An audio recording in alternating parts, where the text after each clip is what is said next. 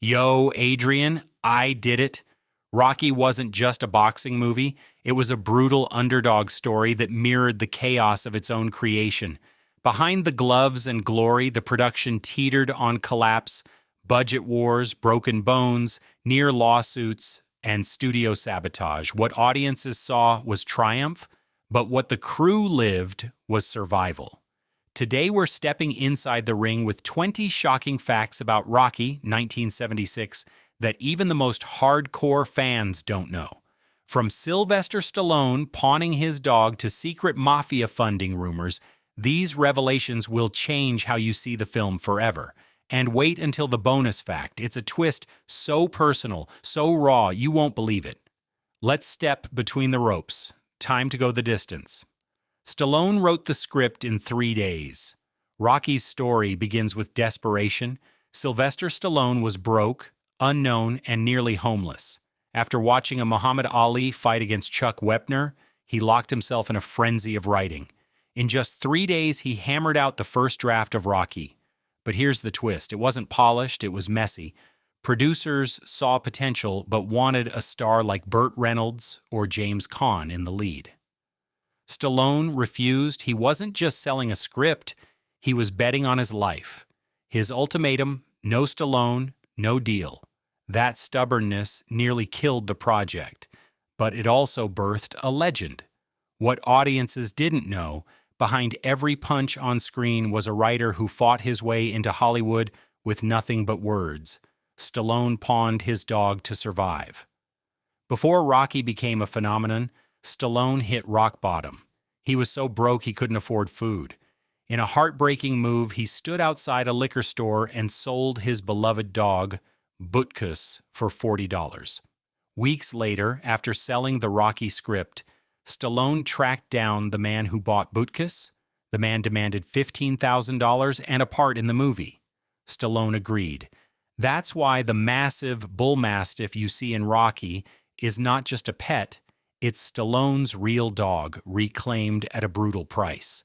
The dog wasn't a prop, but a symbol of loss, sacrifice, and redemption. Every time Butkus appears on screen, he carries a piece of Stallone's fight to claw back dignity from despair. The studio almost fired Stallone mid-shoot. United Artists wanted Rocky made, but cheap. With a budget capped under $1 million, corners were cut everywhere. When production ran late, executives panicked.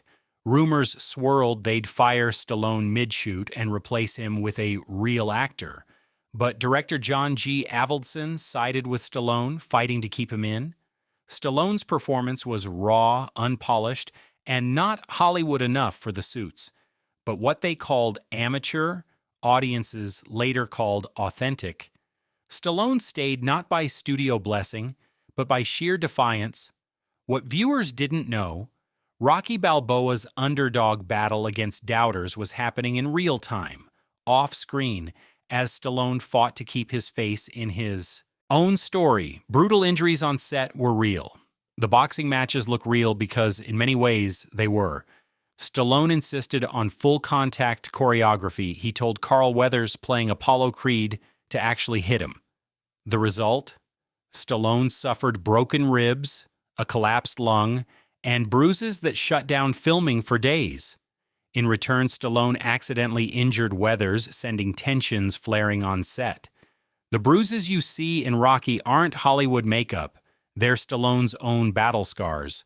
The boxing ring wasn't a stage, it was a war zone. Not acting, but survival. Every grunt, every wince was carved in blood and sweat.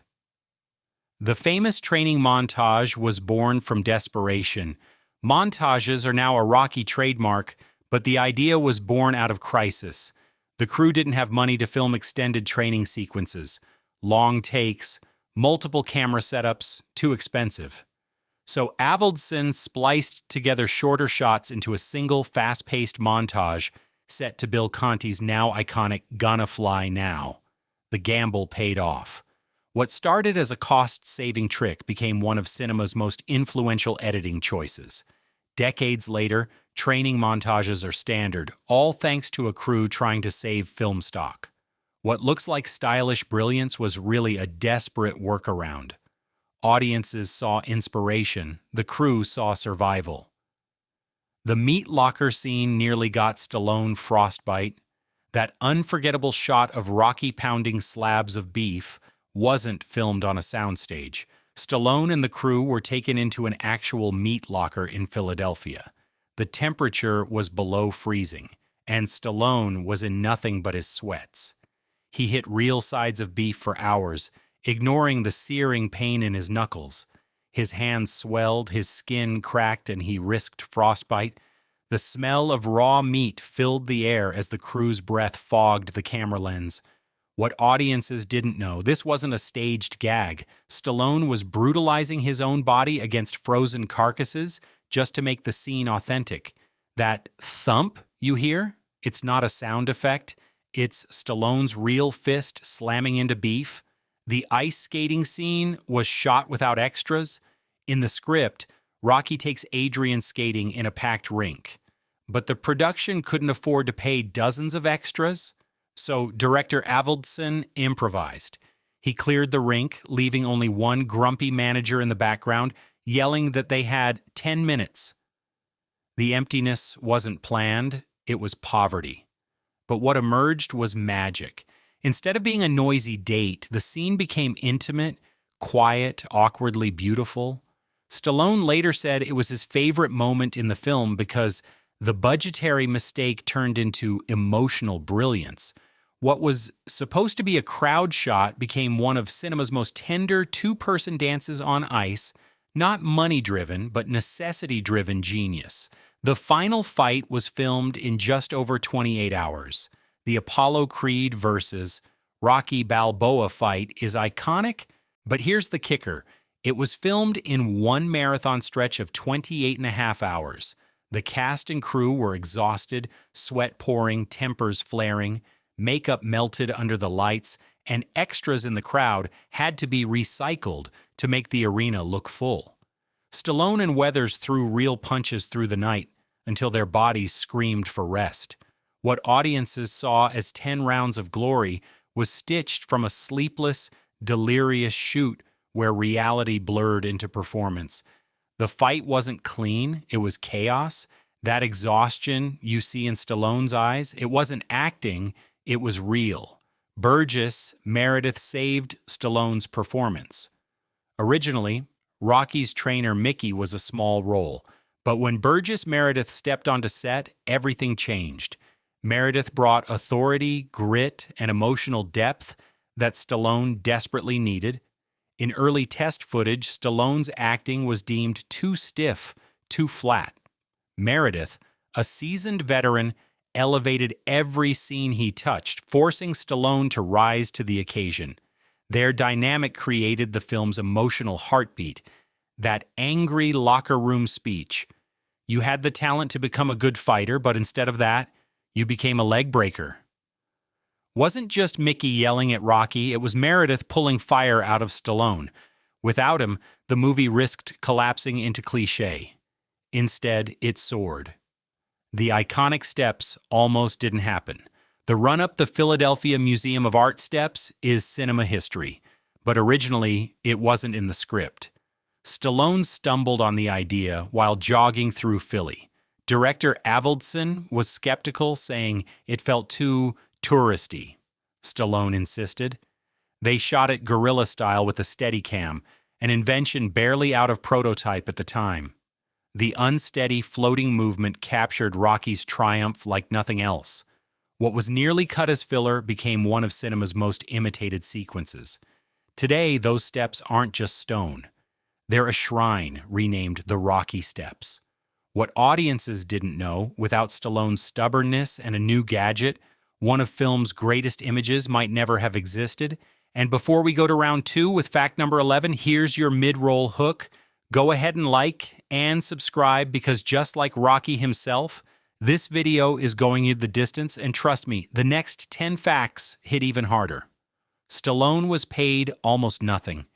Rocky grossed over $225 million worldwide, but Sylvester Stallone barely saw a dime from his acting salary. He was paid just $20,000 for writing and starring in the film.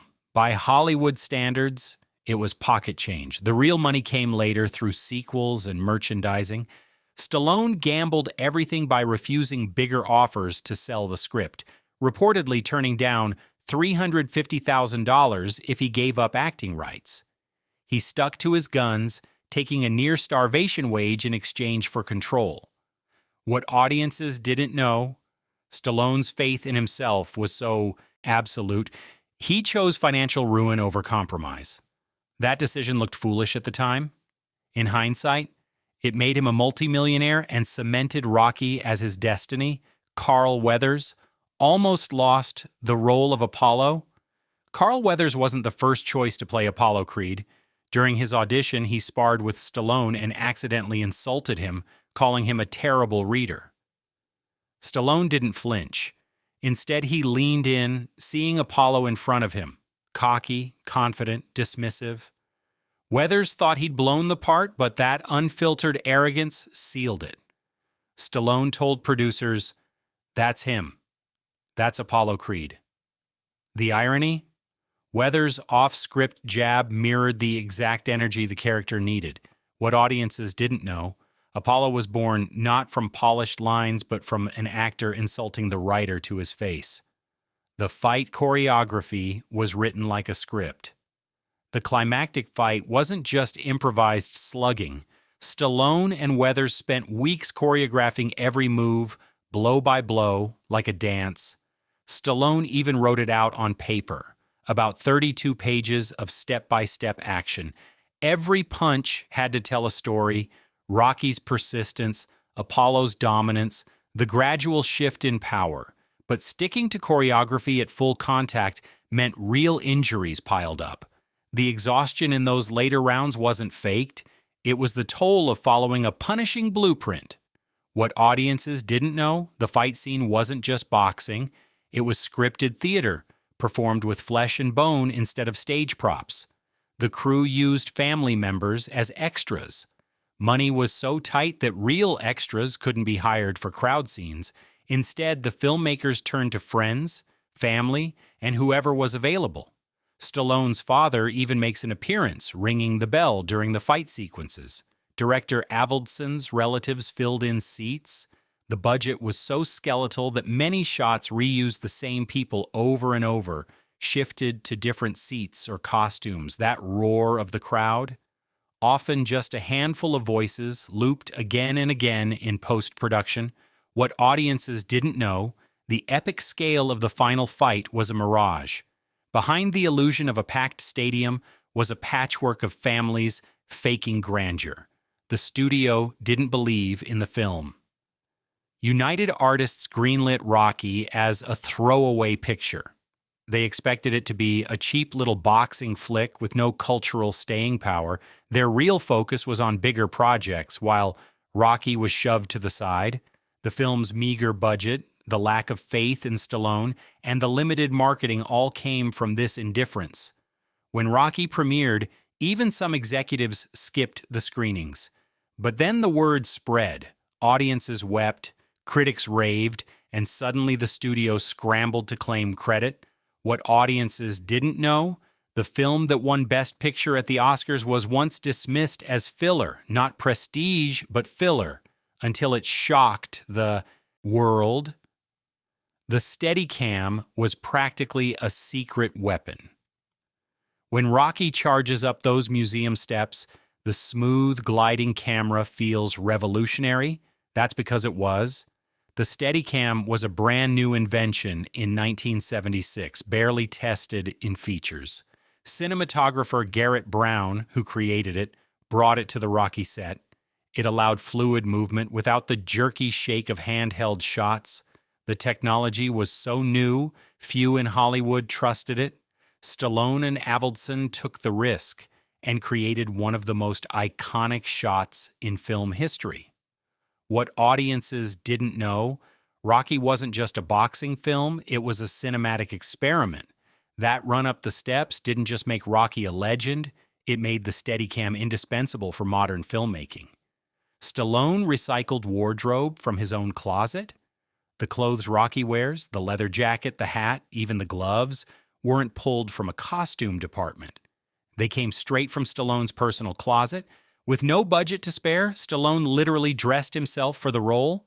That leather jacket had already seen years of wear, and the hat was his favorite piece. This choice gave Rocky an authentic, lived-in look.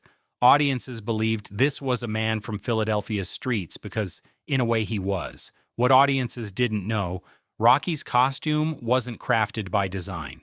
It was scavenged from poverty, stitched from Stallone's reality. The ending was originally very different. In early drafts, Rocky was supposed to throw the fight intentionally, exposing the boxing world as corrupt and cruel. Stallone rewrote it, deciding the real victory wasn't about winning the belt, but going the distance. This subtle shift changed everything. Rocky's defeat became his triumph, a moral knockout that redefined sports films. By rejecting a cynical ending, Stallone tapped into something timeless, the dignity of endurance. What audiences didn't know, the movie could have ended bitter and bleak. Instead, it ended in tears and triumph, giving cinema one of its most uplifting finales. Filming permits were rarely secured. Much of Rocky was shot guerrilla style on Philadelphia streets. Stallone and Avildsen couldn't afford proper permits, so they stole shots wherever they could. Stallone would run through markets, past vendors, and through traffic, while the crew filmed quickly before cops showed up. That raw, unpolished look wasn't an artistic choice, it was survival filmmaking. What audiences didn't know? The grit and realism they admired came from a production constantly dodging shutdowns, not polished Hollywood spectacle, but stolen authenticity. Rocky's legacy blindsided the Oscars. When Rocky swept the 1977 Academy Awards, winning Best Picture, Best Director, and Best Editing, Hollywood was stunned. It had been up against prestige films like Network and All the President's Men. Critics thought those films had the edge. Instead, a scrappy underdog with a $1 million budget walked away the champion. Just like Rocky himself, the film defied impossible odds. What audiences didn't know, Rocky wasn't expected to win. It was expected to lose politely. Its Oscar triumph shocked the industry and permanently cemented the underdog narrative, not just in cinema, but in real Hollywood history. Stallone hid his own real-life tears in the final scene. Here's the knockout punch. In the final scene when Rocky cries out for Adrian, the tears streaming down Stallone's face weren't acting. He later admitted they were his real emotions, exhaustion, relief, and disbelief that the film was even finished. He wasn't just channeling Rocky, he was Stallone, a man who had clawed his way from the edge of poverty into cinematic immortality. What audiences didn't know, the line between character and actor vanished in that moment. The underdog on screen and the underdog behind the camera became one. Rocky wasn't just a boxing movie, it was a miracle of grit, risk, and raw passion, stitched together with duct tape, sweat, and sheer willpower. Against every obstacle, broken bones, empty pockets, studio sabotage, it went the distance. And just like its hero, it proved that sometimes going all the way matters more than winning.